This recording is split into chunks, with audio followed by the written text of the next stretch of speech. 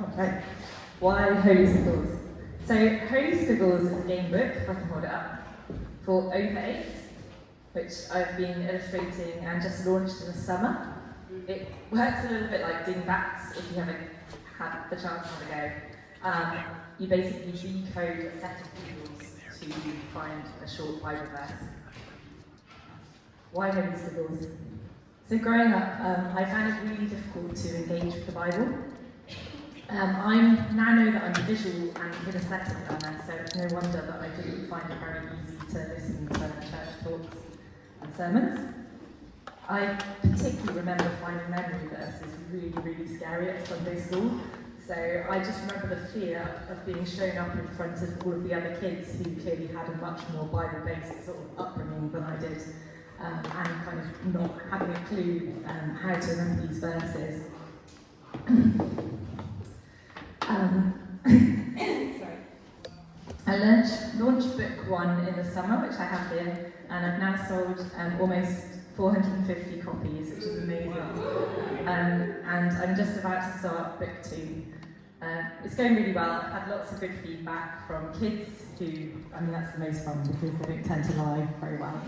And families as well. And it's just really obvious that for some kids, and some big kids too, that actually puzzles, games, pictures are also their first language.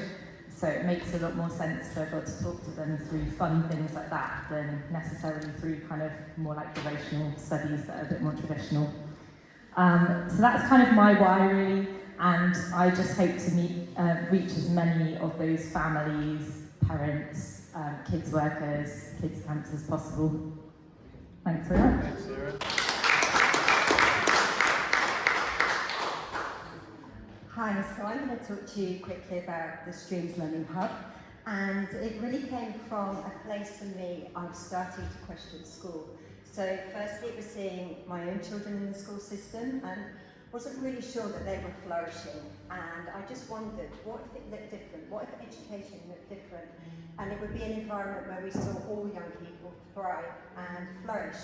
And alongside that, I was also serving as a governor at Christchurch Primary School, and what I recognised, actually teachers weren't thriving either. So actually we had an environment where both the young people and the teachers weren't flourishing, and that felt wrong. And so then I started the journey to say, well, what would it look like if we did different? So from a personal perspective, it meant we took our children out of school and we started a journey of home educating with some wonderful people here. And alongside that, having conversations with pioneers and innovators around the world who were exploring and looking at what different looked like.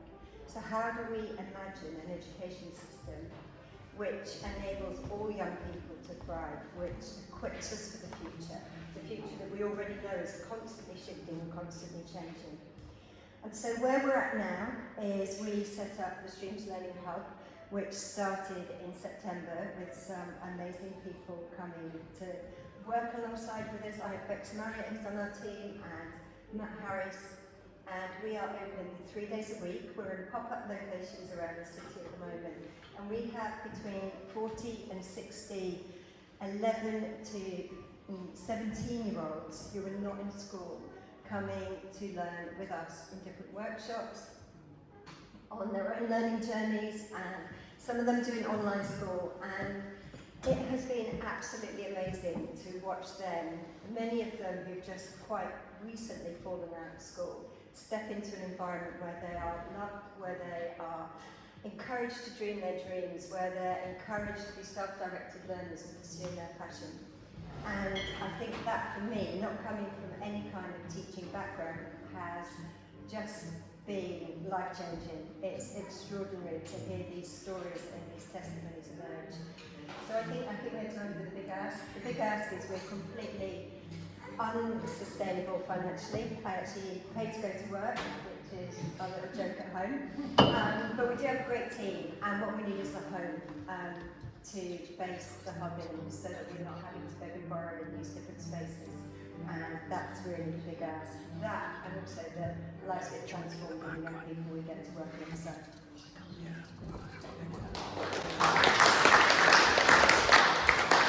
Hello.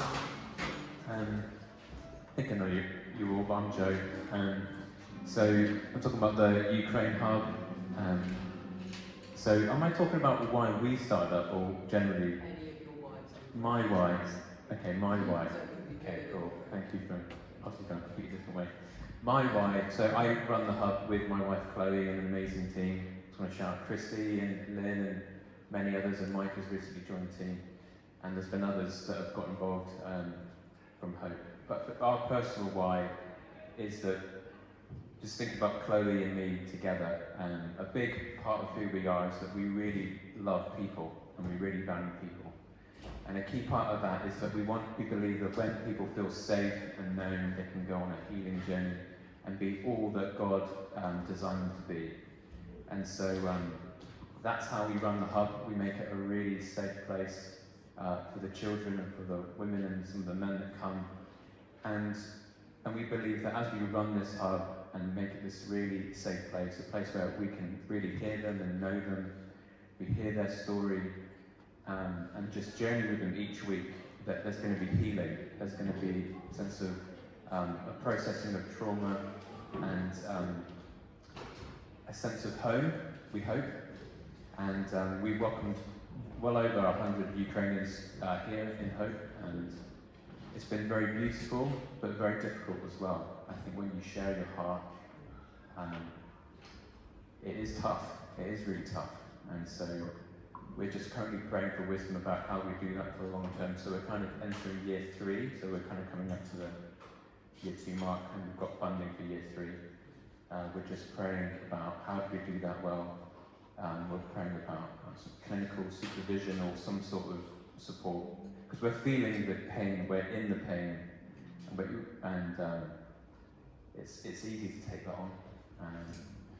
But we also see it as incredibly meaningful, and it's a complete no-brainer really. So, yeah.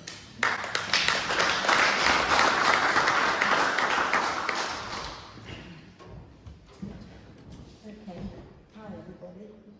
I'm here tonight to tell you about our house group and why we have it. Why we have it, I just want to quote from Psalm 101, the Psalm of David.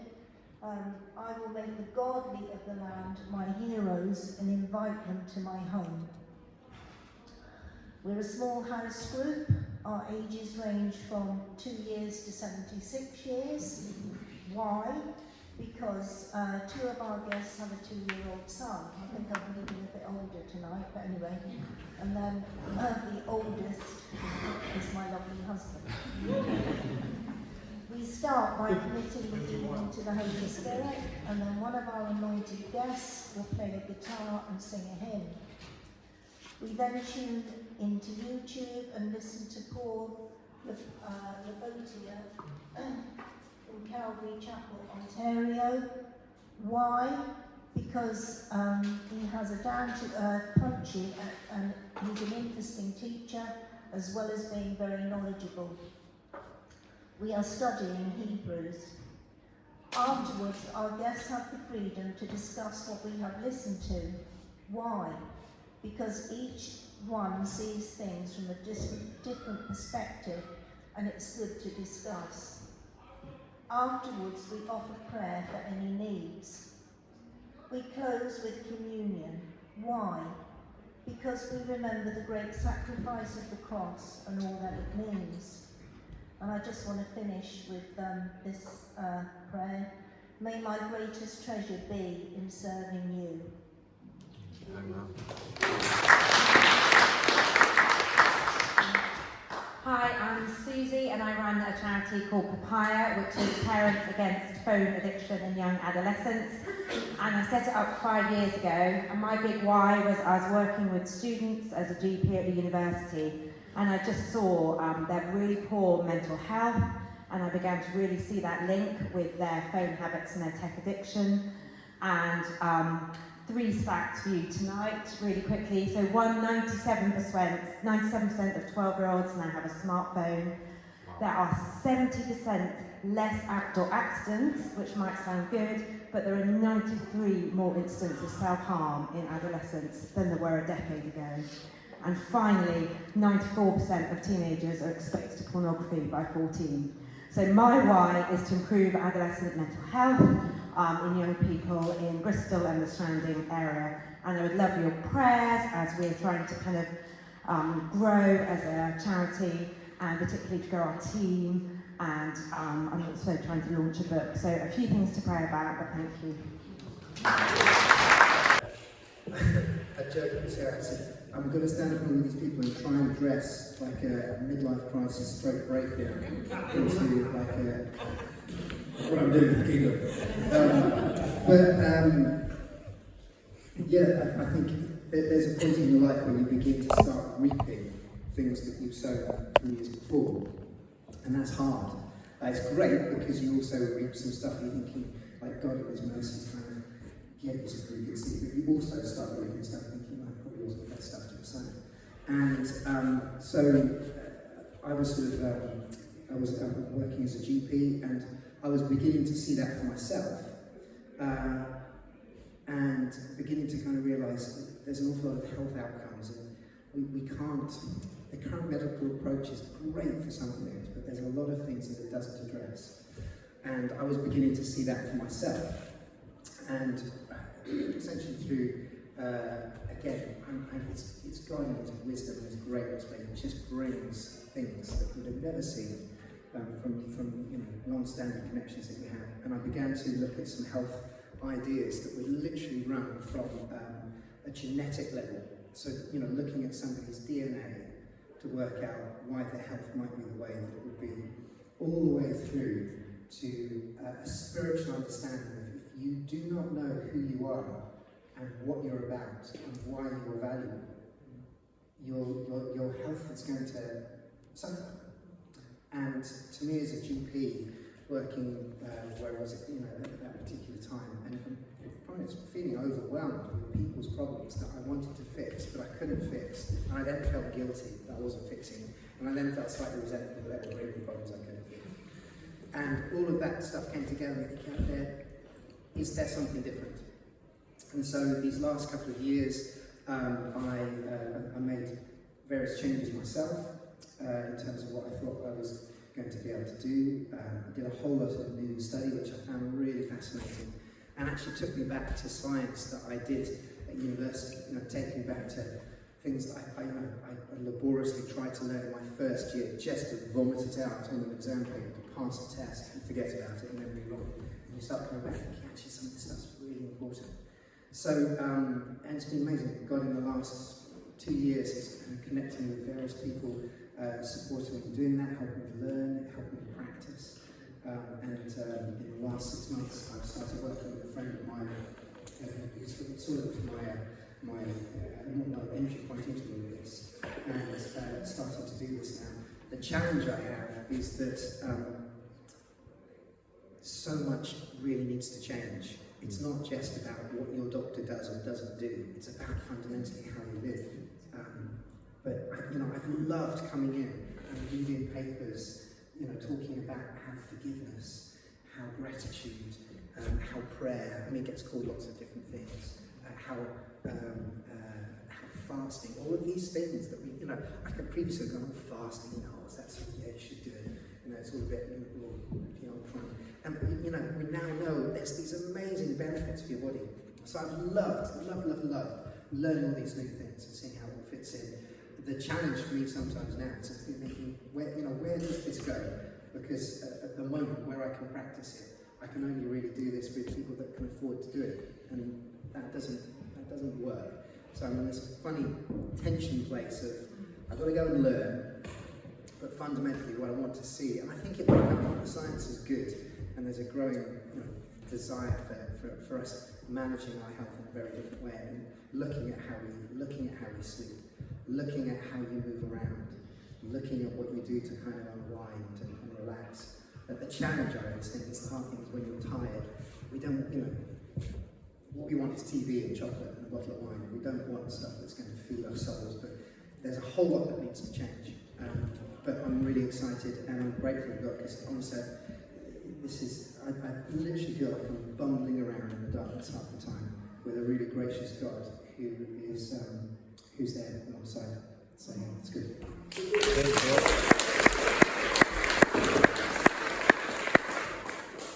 Hi everyone, my name is David Barclay, and I'm talking about the Good Faith Partnership. And the Good Faith Partnership is an organisation that exists to help build a better world through the power of unlikely relationships. And in many ways, it's an organisational embodiment of my calling to try and connect people and organisations and ideas together to try and make change happen. And one of the things that I love about Good Faith is that we get to work at lots of different levels. So Joe is one of my colleagues doing the work here in Hope and helping other churches in Bristol to serve their communities in beautiful ways, whether that's refugees and asylum seekers or others that need a warm, welcome space during the winter. But we never stop there. We always keep trying to push the boundaries. And so the work with refugees, we are trying to see whether that model of welcome hubs run by volunteers could be a part of the system for how this country welcomes large numbers of refugees and asylum seekers in the future. And we're making some good progress, I think, on that. And also the work we're doing with warm welcome spaces is part now of a national initiative supporting thousands of organisations to do that. And that's really exciting. And in fact, the other day I was speaking at an online conference and got a message from someone in Japan saying, we need to learn more about this because it's really expensive to keep our homes cool in the winter. So maybe we need an equivalent of that. So it's incredible to see what started really with conversations here grow and expand and have influence in different spaces. And I think my ask, our prayer, is that we'd stay rooted in the reality that actually a better world comes about at the pace of relationships. This is where the action is between people in this local place. But there are systems and there are structures that either make that easier and more likely to happen, or harder and less likely to happen. And so we always want to try and exist in that tension of being rooted in the local, rooted in the human and the relational, but ambitious and adventurous for how we can try and change systems and structures to make that more likely.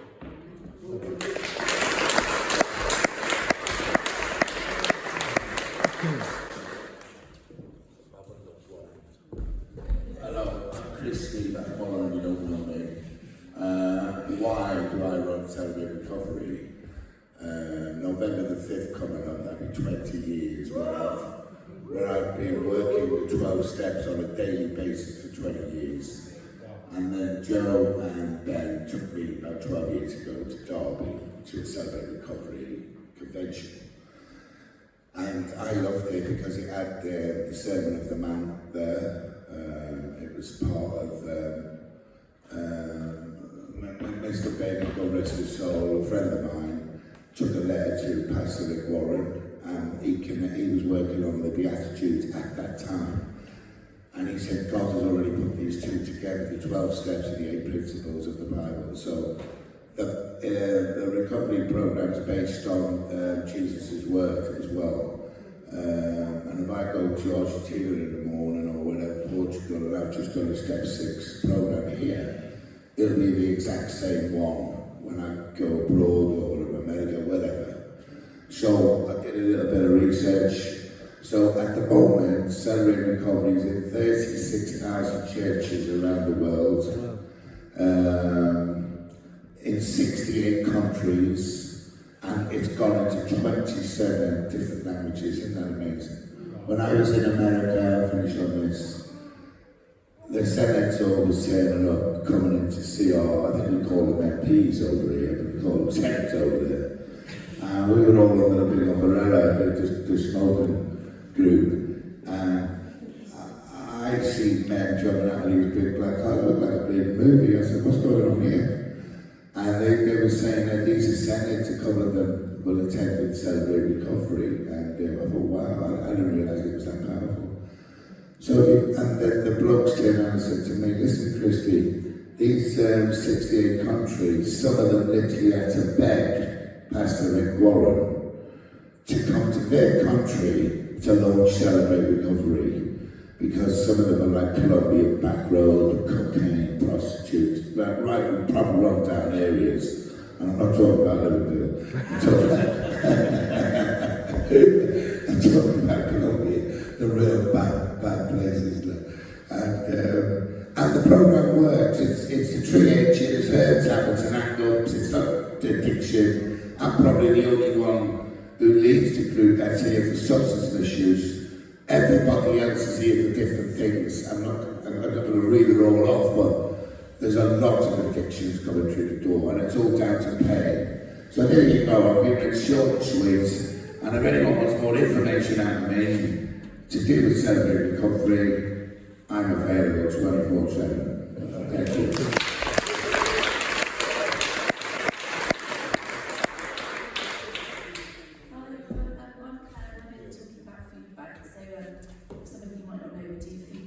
Wednesday morning between 10 and 12.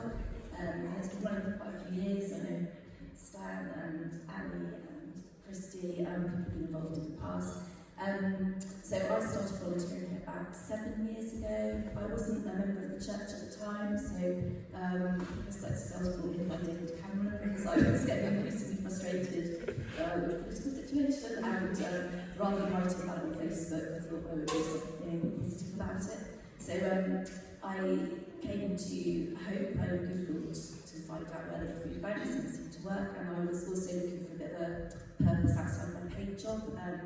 I'd had a bit of a difficult few years. I was a member of the church at that time, and I'd had a bereavement, and I was just thinking, I just wanted to do something that wasn't work. So yes, I came here. So that's my why.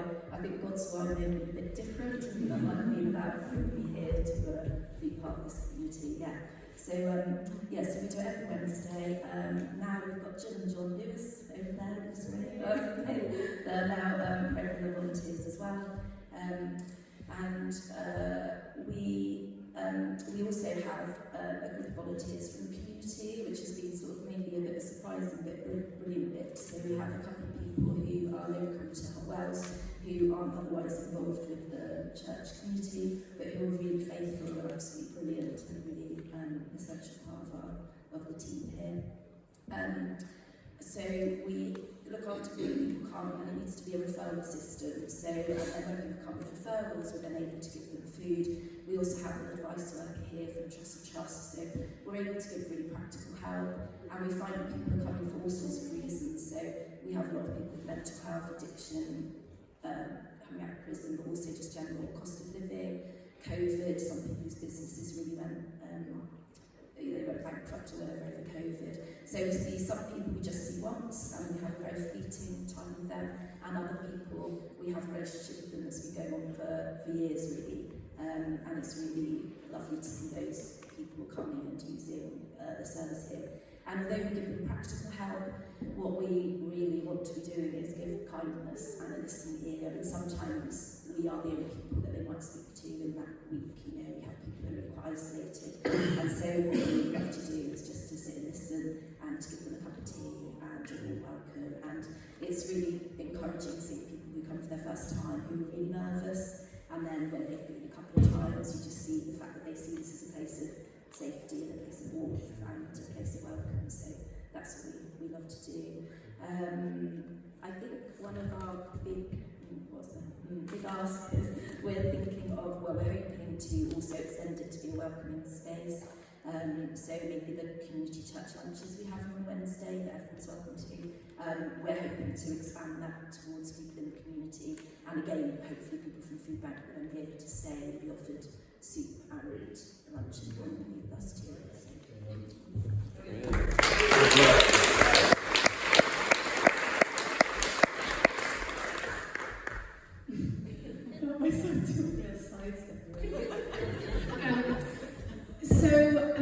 I'll start with a little story. I'm going to talk about Initiate. So a few years ago, my husband and I went on a sabbatical over the summer, and we talked quite a lot at that time. I think it was that time, maybe I'm wrong, it might have been the year before, but anyway, but we talked a lot over the summer, and we both really recognised that we were feeling a bit crap about our parenting skills, and particularly weak in the area of bringing our children up to be faith-filled Christians. I was from a very Christian family, and my husband was from not a Christian family, and we wanted to try and find a way to bring up our kids, and we realised we were in faith, and we realised we were both doing a bit of a crap job. and they didn't really know anything about anything, and we weren't really modelling anything very well. We just really felt like we were failing, and I think we then discussed that we were like, maybe we need to outsource a bit better the whole parenting faith kind of journey with our kids. Maybe what they really needed was a youth group that was of something that was just on another level that would compensate for us being crap. So we basically went off and we were like, that's what we need to do. And so we just had to have a chat, a rather traumatic conversation about this, where we were like, this is what I think we need for our kids. And actually, what we then went away very determined that was what God was going to compensate with something for us in that area when we were not doing so good. And what we felt God saying to us is, you can do that. You can outsource. You can at any point really in your life find, other people to do things for you, or you have the option to live this really adventurous life, but it's going to need you to be all in. Does that make sense? And we hadn't really realised we were being all out with it, but we were like, do you know what? That is one of our mission statements as a couple and as a family, is to be adventurers. And so we were like, we are totally choosing that. And it was like a complete paradigm shift of like, we need to go on this adventure with God, with our kids. We cannot outsource it. There is going to be no youth club in the world that's going to compensate for the fact that we are called to be their parents. Does that make sense?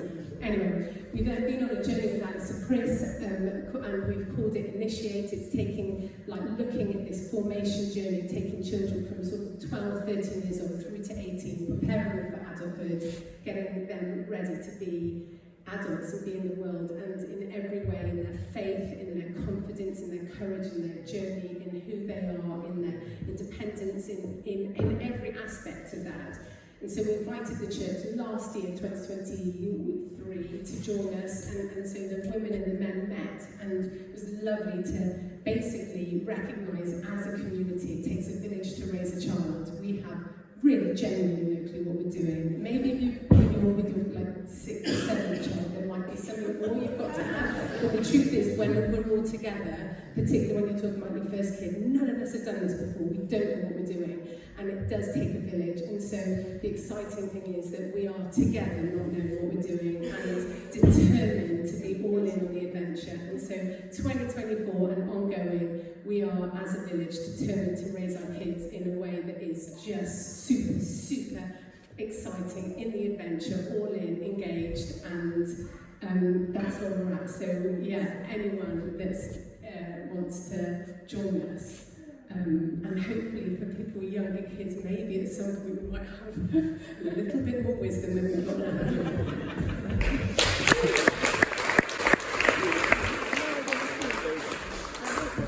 Hi friends, I'm a bit of a fraud because the Live and Life that we're talking about is probably a bit more like an unwritten book you're afraid to ask. But it very much is connected to hope, and so actually one of the seeds for the Live and Life came in 2014, so it's about the slow kingdom work. That's very much this. So 10 years in the kind of wrestling with God. What is this all about? So we're at a prayer meeting here for the Archbishop of Canterbury. Super powerful evening, transformed my kind of walk with God. And from that, I've had a sense more recently that this was to be a boat that would come from home, so like this. And that's what we're wanting to do. So we're forming this. So Lucy, my wife, and myself, looking to gather a community that are passionate about unearthing the stories in people. Everybody has a fingerprint of God in their life, whether they have a faith or not. Sometimes you need a friend to get alongside you and kind of point that out and read it. So there's a wealth of amazing stories that we want to retell creatively, through poems, through art, through dance, through spoken word, through YouTube videos, whatever. We're quite connected to a lot of creative people and communities, so we're really excited about what this can do, and feel that it could be a real transforming factor for communities. Actually, another reason that has come to the light again is I had a very powerful dream, and ended up meeting somebody in that dream that I hadn't met before, knowing that he was in that dream, And it's very much connected to that, finding the elders, finding the people in communities that have a significant voice, and giving them a voice beyond their capacity. So that's 11 Life. 11 Life is because I've got a fascination with the story of Joseph. You guys may know that. And Joseph, the 11th son of Israel, and he was a person who could put out those stories of people's life, that prophetic word. And so that's why. So the ask, I guess, would be, if you want to get involved, if you want to find out more, if you want to journey with something, create something that's new, then do let me know.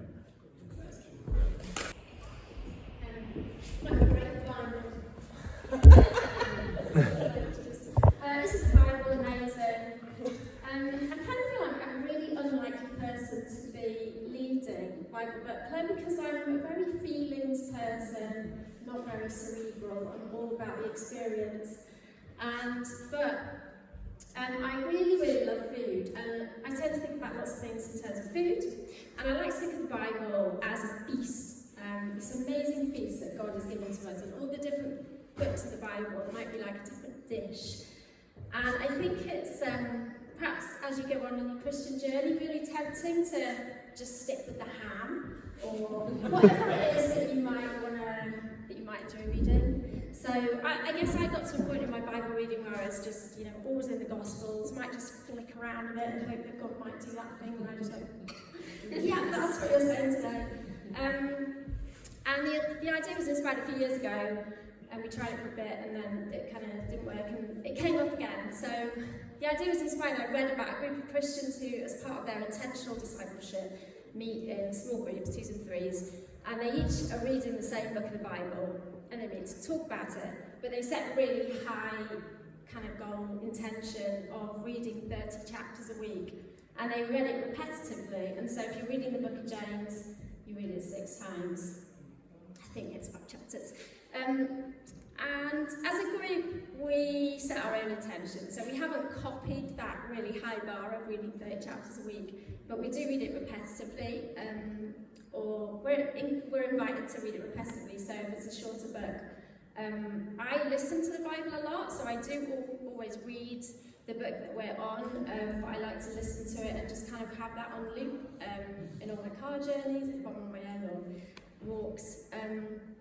And it's just amazing, actually, as the month goes on, what kind of goes in. And we take it in turns to choose the books. So we'll meet once a month at our place, early on a Saturday morning, 8 o'clock, for an hour. And it's just, honestly, always we end, and it feels like the most nourishing, amazing starts of the weekends. And it's so interesting what comes up for people in all reading a book together.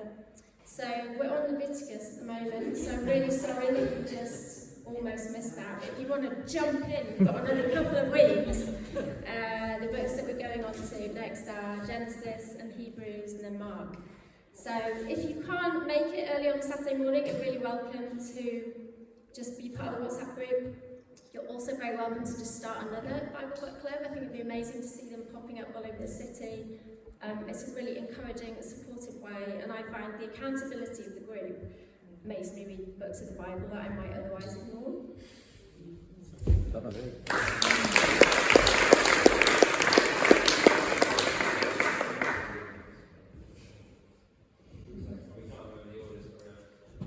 Nice. Paul. Oh, why did you say that? Paul.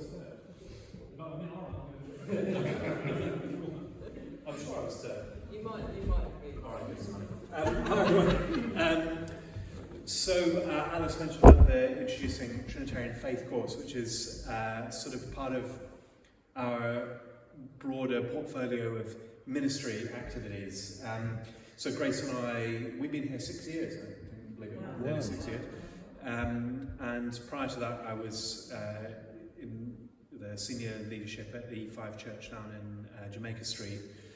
Had a couple of years off in between, but Grace and I have ministered together for many years. In fact, even before we got married, we were doing that. It's a bit of a different phase for us having young kids, but at the moment, our ministry, I would say it's really preaching, teaching, evangelistic and cross-cultural mission, all wrapped around a conviction that the kingdom is at hand, and we want to blow people's perspective open to what it means that Christ is actually in them. Not just with them, but actually in them, and them in him.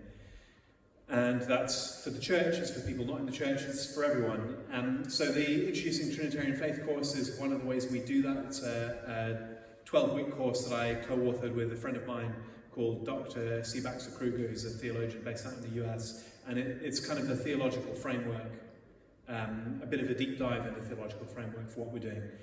And it's to help people who've had an experience that God is better than their theology has taught them that he is.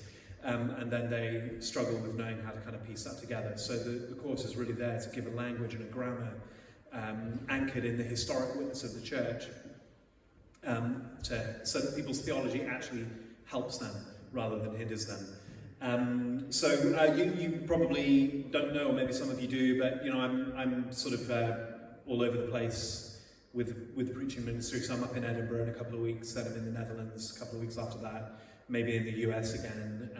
We've been in the US the last couple of years for various conferences and things. And podcasts as well, quite a lot of media stuff, which I'm very intentional about right now, because if you hadn't noticed, there's a massive cataclysm in Western evangelicalism, and big church movement after big church movement has been embroiled in the worst of scandals, and the whole thing is kind of collapsing in on itself.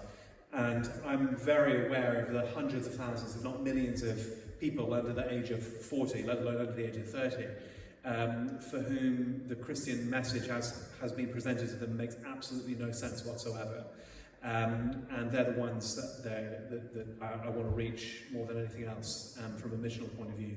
So we're very focused this year on the media stuff. A couple other highlights: we're in Pakistan, supporting a church out there. We've done some food distribution when there was Islamic mob destroyed a load of homes back in August. We fundraised a load of care packages that we've got out there for them, and are doing various things with that church, and looking to support kind of micro entrepreneurial initiatives to help lift them out of poverty. So they get the gospel and they get food as well. And the other thing is I'm really leaning into a bit, again, from a cross-cultural point of view, getting into the New Age space, and just turning up and seeing where Jesus is turning up and how we can get on board with them. So my big ask is, please connect with our stuff. As I say, podcast, website, track with it, engage with me on it, send me social media things, come talk to me, and please share it around. Thanks.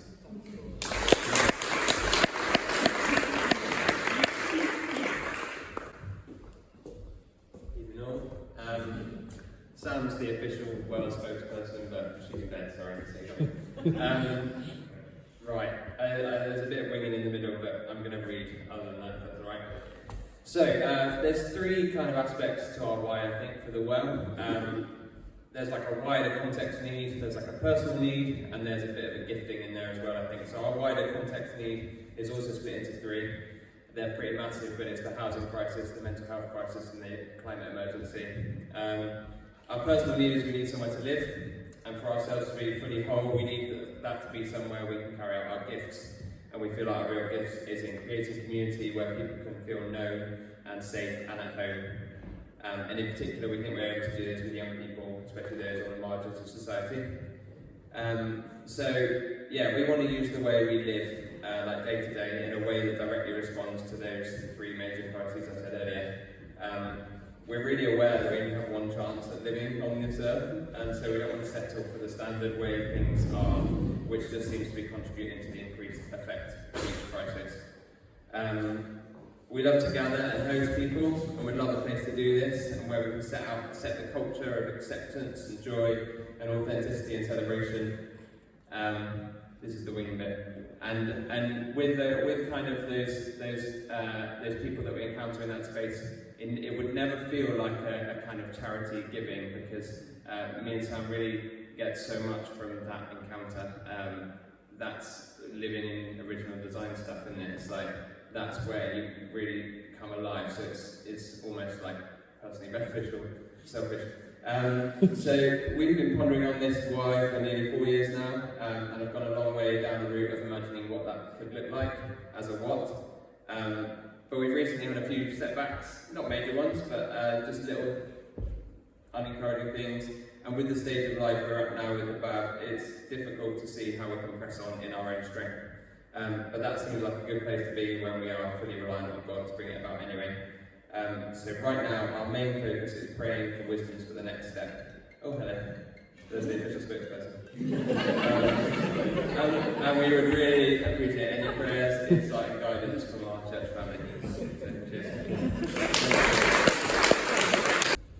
Hi everyone, so I'm Andy, so talking about the workplace. So my workplace is the food industry, so I run a supply chain in the food industry for a company called Graze. And the companies I've worked for are always kind of very purposeful. Graze is a B Corp, so it looks after people, planet and profit. But if I talk about my personal why, it's about the development of people. I'm fortunate enough to be in kind of a leadership role, so I've had kind of quite a large amount of people that I'm responsible for the past 10 years or so. Been looking after kind of over 150 people in kind of manufacturing sites and wider teams. But my personal kind of why within that, my purpose I always feel is to let our adventure leave a legacy. And I think when we're at work, it's such a big part of people's lives, right? We're there for more time than we're at home. And so how you go home is really important in terms of the way that people are feeling and how their lives are. Actually, if work's not very good for you, then actually that has a real knock-on impact through your life. And I think actually then as a leader within that space, you have such an opportunity to actually develop people and grow people and have an impact which ripples far beyond just getting the task done that you're setting out to do.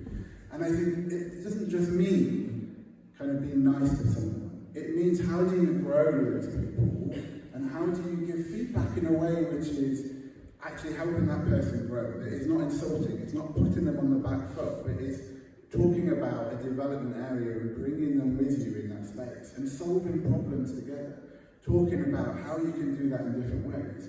And I find that if you do that in such a way that you can, that someone is growing in that journey, the positive impact that can have really ripples down both through the organisation. Clearly you can't get to everybody, but certainly into people's lives. Yeah? And I think that's the biggest why for me. If you can have that impact in the workplace, which is positive, which is helping people through their problems, it unlocks something far beyond the productivity of what you're doing at work. Yeah. So that's my way.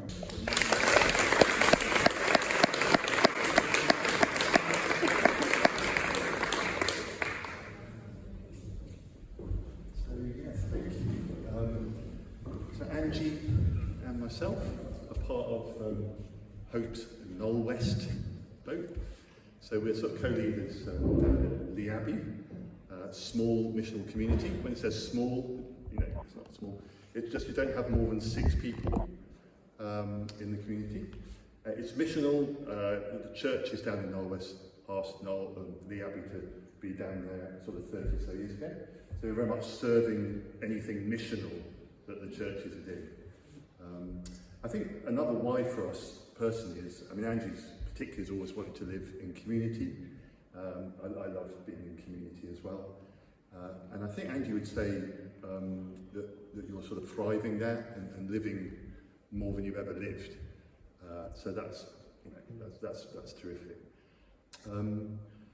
So yeah, a little bit, I mean, what do we do? What's it all about? Why are we there? I can't say much in 2 minutes, but all sorts of things go on, like food banks and food clubs that Angie's involved with, or Messy Church, just, you know, parent buddies where you just connect with single parent folks, you know, just so many stories. I don't have time for all of that. But maybe just one that's perhaps in the news at the moment that gives a little idea of also how it perhaps connects in with some of the wider stuff that we do across Bristol. So Tragically, sort of 3 weeks ago, you may have seen there were a couple of teenagers killed down in Knowle West. And so part of our role there is just, how do we help the whole Christian community really to respond across Knowle West, but actually more broadly across Bristol. So we've got a little WhatsApp group, funny enough, with the church leaders there, so that they're in touch with each other. How can we help here? But then there are all these things like, for example, there's a Bristol prayer wall with the prayer networks, which is sort of together for Bristol, something else that just help facilitate. And press the button, you can send off prayer requests to, I think it's over 70 folks on that list, and they'll come and serve as well. So you'd be in St Barnabas Church, which responded by having like a quiet space.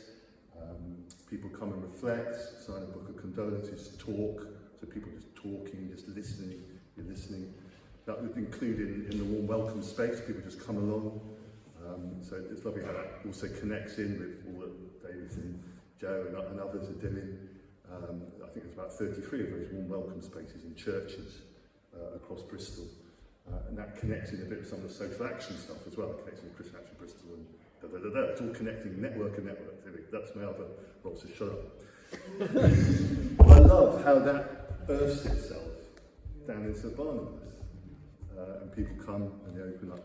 I think for me, 40 years ago, exactly 40 years ago when I was about 7, I did my teaching practice at what is now John Williams School, which is where those 2 teenagers were killed. So I just found myself drawn.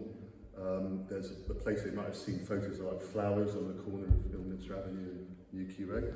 Just drawn there, and you just found after school all these kids are just drawn to that place, and they're just sitting there. It might be dark. They're just sat there, just reflecting, and just listening, just chatting with those folks.